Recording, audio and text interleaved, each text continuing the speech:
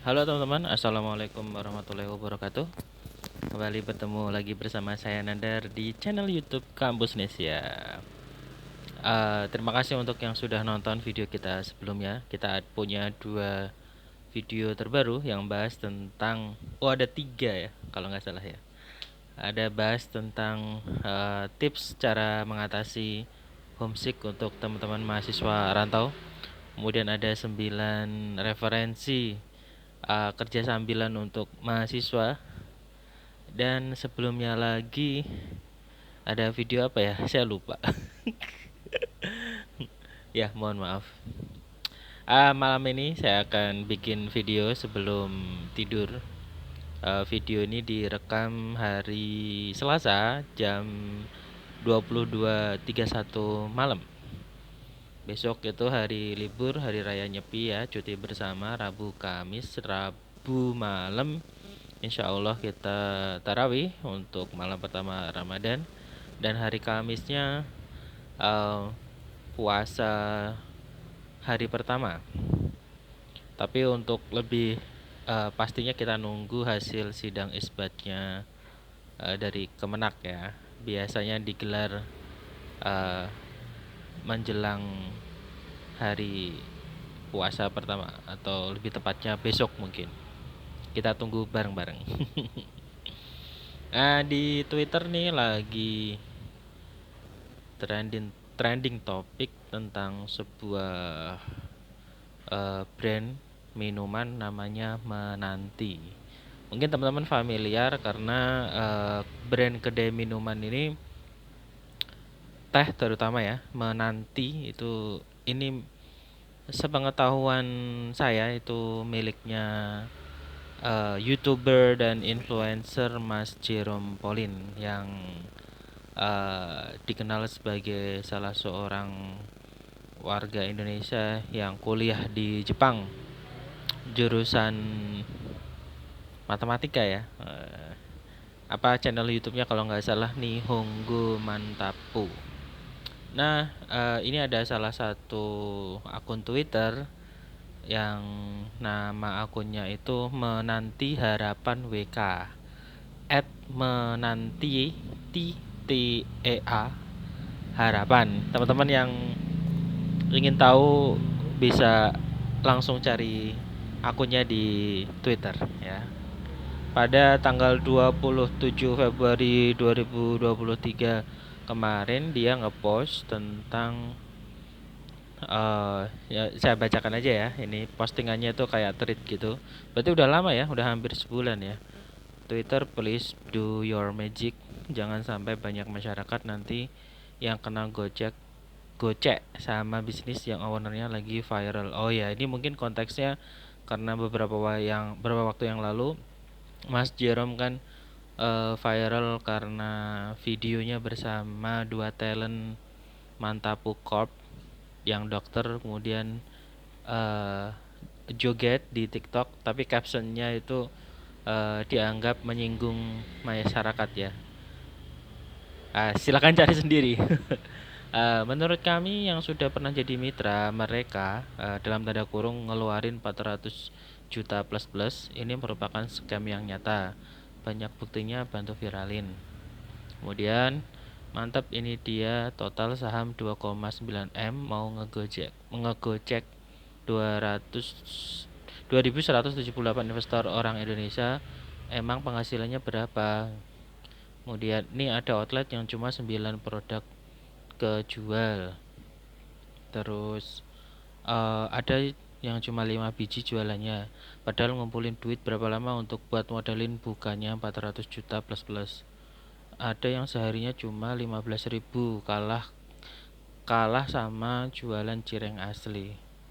Ini masih sekian bukti yang sudah ada aja merana. Kok berani banget jualan saham lagi seharga 2,9 M rupiah loh, ke lebih dari 200 orang Indonesia. Mau bangkrut jamaah apa bagaimana Kak Jerome dan lain-lain. Dan seterusnya dan seterusnya. Secara garis besar yang saya pahami bahwa para mitra dari saya nggak tahu ya sistemnya apa, tapi kalau nggak salah sih franchise gitu. banyak yang komplain karena hasil penjualan mitra-mitra ini tidak sesuai yang dijanjikan saat kerjasama di awal gitu. Saya juga baru tahu kalau ternyata harga franchise-nya itu 400 juta lebih, itu berarti lumayan itu ya. Lumayan mahal banget. Nah, dan saya nggak begitu, jujur saya nggak begitu paham apa sebabnya, kenapa tidak berhasil sesuai yang dijanjikan. Tapi saat ini memang kan sedang tren ya, bisnis minuman kekinian. Selain menanti itu kita tahu ada beberapa brand yang sudah lebih dulu eksis, misalkan es teh Indonesia yang kemarin kalau nggak salah baru dibeli sama Rans ya. Kemudian ada minum sedot, nggak tahu kalau teman-teman, kalau di Tembalang Semarang itu ada beberapa itu. Kemudian yang baru ekspansif banget itu eh sorry, anak kos berisik banget. eh Sampai di mana tadi kita, beberapa ya, misalkan yang lagi ekspansif itu Mixu es krim dari China. By the way udah sertifikasi halal. Kemudian kalau kopi-kopian, ada Janji Jiwa, ada Kopi Kenangan dan lain-lain, dan beberapa yang mungkin hanya ada di kota-kota tertentu. Segara itu kalau nggak salah sekitar Pantura itu banyak. Boba apalagi belum belum belum lagi yang jus-jus itu. Jadi memang bisnis minuman seperti Thai tea dan kopi-kopian itu lagi tren gitu. Kalau dan akhirnya banyak juga public figure, influencer, termasuk artis yang terjun ke bisnis yang sama. Kalau boleh merunut gitu, sebelum ini juga beberapa waktu yang lalu tren itu kue artis ya, yang waktu di openingnya itu sampai ngantri panjang gitu orang mau beli, tapi ya sekarang udah nggak begitu banyak kabarnya ya gitu. Ini sepertinya memang ada pergeseran tren. Kalau dulu tuh yang memanfaatkan kesempatan mumpung lagi terkenal itu adalah para artis, yang sekarang juga para para influencer atau para public figure yang besar di sosial media seperti YouTube, kemudian Instagram, Twitter, TikTok, itu mulai membuka bisnis, real bisnis. Salah satunya yang paling banyak adalah di bidang kuliner misalkan ya. YouTuber kuliner seperti Ria SW, kemudian Next Carlos, itu juga punya warung setahu saya. Kemudian ada Tretan Muslim, itu stand up comedian sama YouTuber, itu juga punya warung makan dan beberapa yang lain gitu. Kalau dalam konteks bisnis sebenarnya ya nggak masalah ya, mereka punya keterkenalan, punya brand yang kuat, udah dikenal oleh masyarakat, jadi memanfaatkan itu untuk bisnis real. Dan juga bisa jadi ini cara untuk apa istilahnya ya, memanage uang yang dihasilkan dari dunia apa ini, dunia publisitas ini ya, dari apa namanya, entertain ini gitu. Dan ya siapa tahu kan namanya popularitas kan nggak selamanya ada di atas. Jadi kalau udah punya bisnis yang berjalan gitu kan, akan bagus gitu. Dan sebenarnya jujur saja itu yang juga kami lakukan di kampus Nesia. Jadi hasil dari yang kami dapatkan dari AdSense dan iklan yang masuk itu, sebagian kita bukan sisihkan ya, kita gunakan untuk bikin offline store. Saat ini baru ada di Pati, jadi namanya Kampus Nesia Store. Di dalamnya itu kita jualan alat tulis sekolah dan kantor, dan ada ini juga voucher data dan segala macam, kayak counter lah gitu, kecil tapi secara apa istilahnya, secara manajemen keuangan yang dihasilkan dari online itu kita gunakan untuk bisnis real. Karena yang namanya digital dan online ini kita nggak pernah tahu, suatu hari mungkin tiba-tiba aja semuanya diblokir oleh Google, atau itu kan selesai ya kalau kita hanya bergantung pada penghasilan itu, dan yang pasti naik turun itu yang harus diperhatikan. Nah teman-teman, kembali ke bisnis-bisnis jenis franchise dan segala macam ini, sebenarnya kenapa tadi waktu saya baca trending maaf belibet, tadi ketika saya baca trending topik itu tergerak untuk bikin video atau mengomentari. Jadi sebenarnya bisnis-bisnis ala franchise ini sudah saya perhatikan sejak lama. Ketika saya datang ke Semarang itu sekitar tahun 2007, itu lagi ngetren, bahkan mungkin sampai 5 tahun berikutnya di tahun 2012 hingga 2014 mungkin, itu lagi ngetren bisnis-bisnis yang model franchise gini gitu. Bahkan dulu itu ada satu majalah yang koran gitu, tabloid ya. Jadi dia secara ukuran dan halaman tuh lebih kecil daripada koran gitu. Kalau dulu teman-teman tahu ada tabloid bola, ada tabloid pulsa yang bahas tentang dunia handphone, gadget, ada namanya tabloid franchise. Di dalamnya itu berisi tentang liputan franchise yang sukses, usaha yang sukses, ada, dan lebih banyak iklan sebenarnya. Nah, waktu itu pernah tergiur, waktu itu kalau nggak salah apa ya, eh, minuman juga, tapi belum belum musimnya teh-teh gitu. Dulu itu kalau nggak salah coklat-coklat gitu. Nah, waktu itu saya tertarik itu karena mungkin kisaran 10 jutaan lah gitu. eh yang ditawarkan. Jadi, dapatnya itu nanti gerobak, kemudian seperangkat alat, kemudian bahan-bahannya itu semacam cappuccinoan gitu loh, gitu. Tapi ada dua macam, ada yang jual putus di awal, ada yang juga nanti jual putus tapi tetap bahan-bahan itu dari franchisor yang mengelola franchise-nya, itu kita nggak boleh beli bahan dari luar. Yang kedua, ada nanti yang pakai sistem royalti, jadi tiap bulan nanti kita harus membayar royalti dari bisnis kita itu. Nah, yang jadi problem adalah, jadi begitu itu meledak, jadi semua orang itu yang punya bisnis itu pengen segera difranchise-kan gitu. Dan orang yang punya modal itu pengen punya usaha itu biasanya tergoda dengan iming-iming break even point yang ditawarkan, misalkan dalam waktu 1 tahun atau 2 tahun atau berapa tahun, kemudian rata-rata omsetnya berapa, nanti marginnya berapa, bisa kembali modal dalam berapa lama, bisa dapat untung setelah berapa bulan dan sebagainya. Jadi akhirnya banyak orang yang pengen juga, jadi ya sama-sama saling saling membutuhkan sebenarnya.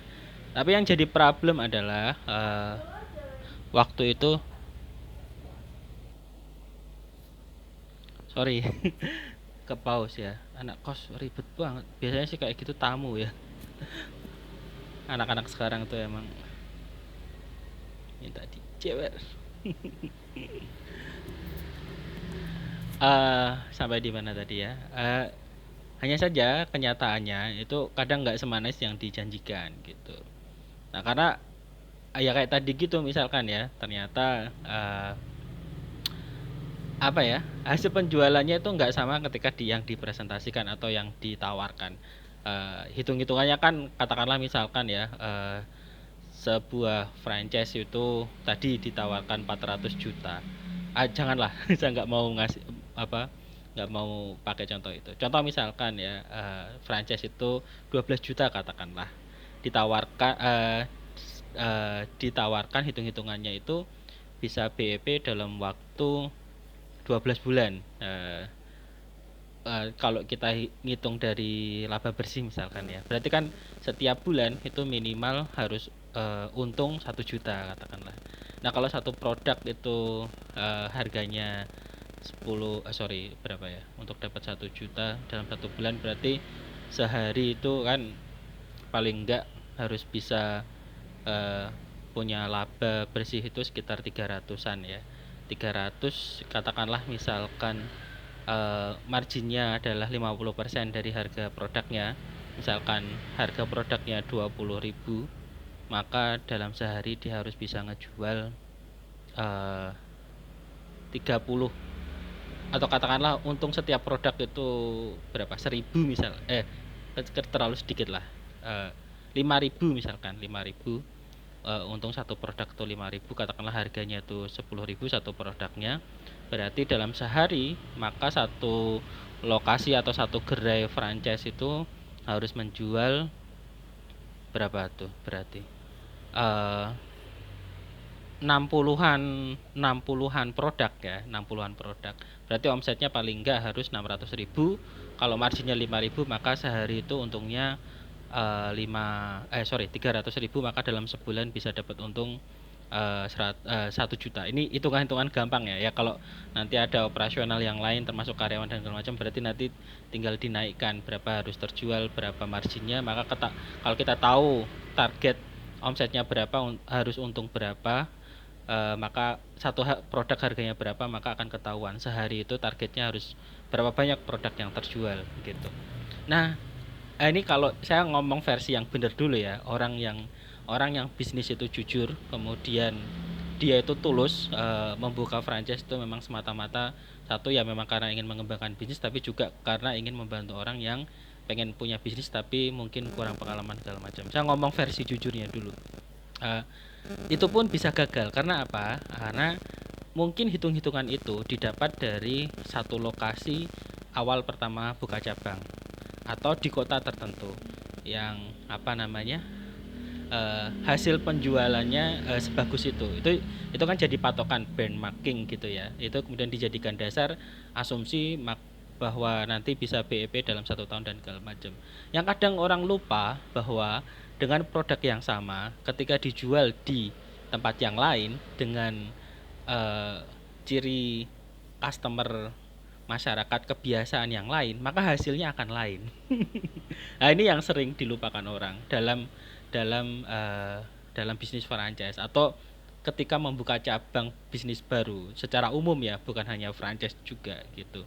Makanya bisa saja cabang bisnis atau franchise di tempat lain itu kemungkinannya akan dua ya, kalau bisa lebih bagus atau mungkin lebih buruk. Nah ini sayangnya yang terjadi adalah lebih buruk itu lebih banyak yang lebih buruk gitu gitu.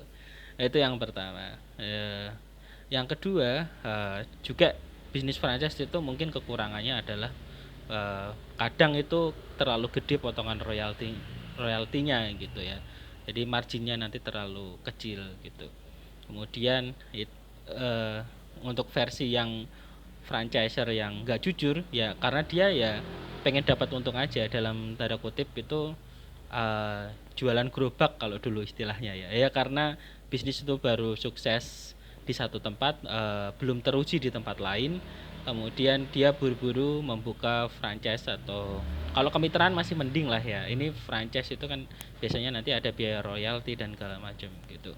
Ya udah akhirnya di beberapa tempat itu nggak jalan, dan itu banyak kejadian teman-teman. Kalau teman-teman perhatikan di depan Indomaret itu kan atau Alfamart itu kan sering ada gerobak-gerobak. Perhatikan deh itu berapa lama mereka bertahan gitu. Nah biasanya kalau yang nggak bertahan dari 3 bulan bahkan 6 bulan itu ya rata-rata yang franchise-franchise kayak gitu.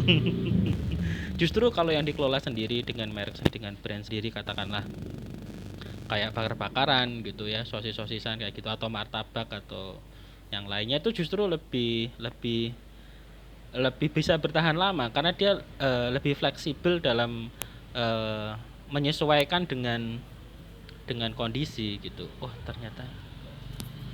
Oke, kita bersambung ke part 2.